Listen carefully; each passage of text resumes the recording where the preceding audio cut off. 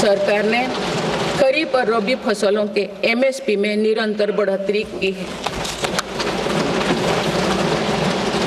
पिछले 10 दशक में धान, गेहूं, दलहन, तिलहन और मोटे अनाज की खरीद पर 3 गुना ज्यादा राशि खर्च की गई है। पिछले 6 महीने में फसलों की जलवायु अनुकूल, बायो फोर्टिफाइड और अच्छी उपज देने वाले 109 उन्नत प्रजातियां किसानों को सौंपी गई है। देश में कृषि इंफ्रास्ट्रक्चर को सुदृढ़ करने के लिए सरकार ने कृषि इंफ्रास्ट्रक्चर फंड योजना के दायरे का विस्तार किया है। इससे ग्रामीण क्षेत्र में रोजगार को और बढ़ावा मिलेगा। देश में तिलहन उत्पादन को बढ़ावा देने और खाद्य तेलों में आत्मनिर्भरता प्राप्त करने के उद्देश्य से national mission on oil seeds को स्वीकृति दी गई है। प्राकृतिक खेती को बढ़ावा देने के लिए भी राष्ट्रीय मिशन चलाया जा रहा है। इस वर्ष की शुरुआत में ही किसानों को सस्ती दरों में डीएपी की उपलब्धता सुनिश्चित करने के लिए विशेष पैकेज की अवधि की बढ़ाया गया है। मत्स्य पालन को बढ़ावा देने के लिए 11 एकीकृत एक्वा पार्क की स्थापना की गई है। माननीय सदस्यगण, कुछ सप्ताह पूर्व ही भारत मौसम विज्ञान विभाग के 150 साल पूरी हुई है। वेदर रेडी और क्लाइमेट स्मार्ट भारत के लिए मेरी सरकार ने 2000 करोड़ रुपए की लागत से मिशन मौसम प्रारंभ किया है, जिसका लाभ हमारे किसानों को भी मिलेगा। बाबा साहेब अम्बेडकर के विजन पर चलते हुए देश के सूखाग्रस्त इलाकों में सिंचाई और पीने के पानी उपलब्ध कराने के लिए मेरी सरकार ने 2 ऐतिहासिक रिवर इंटरलिंकिंग परियोजनाओं पर काम आगे बढ़ाया है। 40,000 करोड़ रुपये से अधिक लागत की इन बेतवा लिंक परियोजना में मध्य प्रदेश और उत्तर प्रदेश के लाखों ग्रामीण भाई बहन का लाभ मिलेगा। संशोधित पार्वती कालीमेघी चंबल लिंक परियोजना में राजस्थान और मध्य प्रदेश में सिंचाई और पीने के पानी की आवश्यकता की पूर्ति। पोलावरम सिंचाई परियोजना को पूरा करने के लिए 12,000 करोड़ रुपया की अतिरिक्त राशि भी स्वीकृत की गई है। माननीय सदस्यगण, हमारे 8 लाख सहकारी संस्थाएं एवं उनके 19 करोड़ हितधारक सदस्य ग्रामीण भारत के करीब 90% क्षेत्र का प्रतिनिधित्व करते हैं। बीते वर्षों में शहरी क्षेत्रों में भी सहकारी संस्थाओं का विस्तार हुआ है।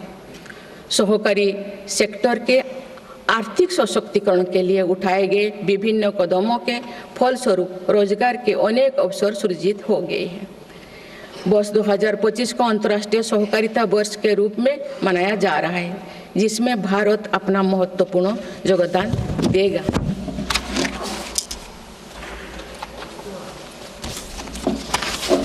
माननीय सदस्यगण, हम जब राष्ट्र के विकास और उपलब्धियों की चर्चा करते हैं तो वास्तव में हम राष्ट्र के नागरिकों की क्षमता एवं उपलब्धियों का ही उल्लेख कर रहे होते हैं। आज देश के विकास में सबका साथ है, इसीलिए हम देश के सही सामर्थ्यों का अनुभव कर पा रहे हैं। मेरी सरकार के प्रयासों का सबसे अधिक लाभ देश के दलित, वंचित और आदिवासी समाज को मिल रहा है।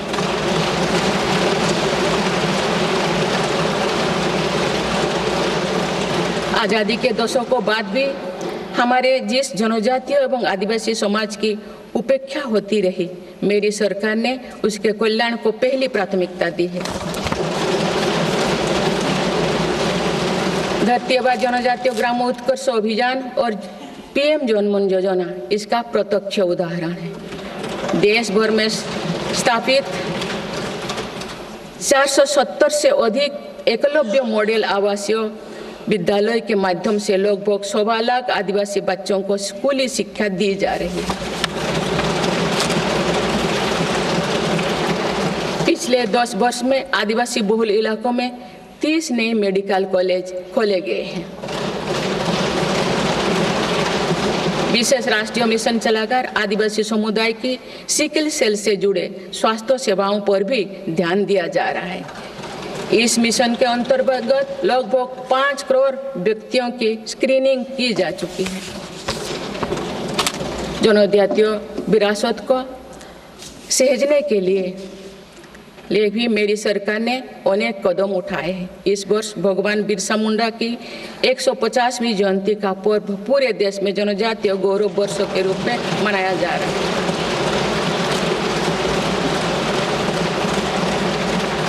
माननीय सदस्यगण, विकसित भारत की एक महत्वपूर्ण कसौटी देश का संतुलित विकास है। किसी क्षेत्रों में ये भावना नहीं होनी चाहिए कि वे विकास में पीछे छूट रहे हैं। मेरी सरकार ने नॉर्थ ईस्ट के लोगों की इन्हीं भावनाओं को समझा, उनके दिल से दूरियों का भाव समाप्त किया।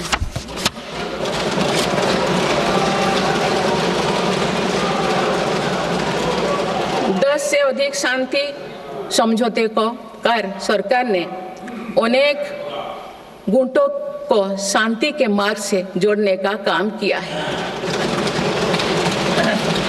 पूरा देश नॉर्थ ईस्ट के 8 राज्यों की संभावनाओं को देख सके, इस दिशा में पहले अष्टलोक महोत्सव का आयोजन किया गया है।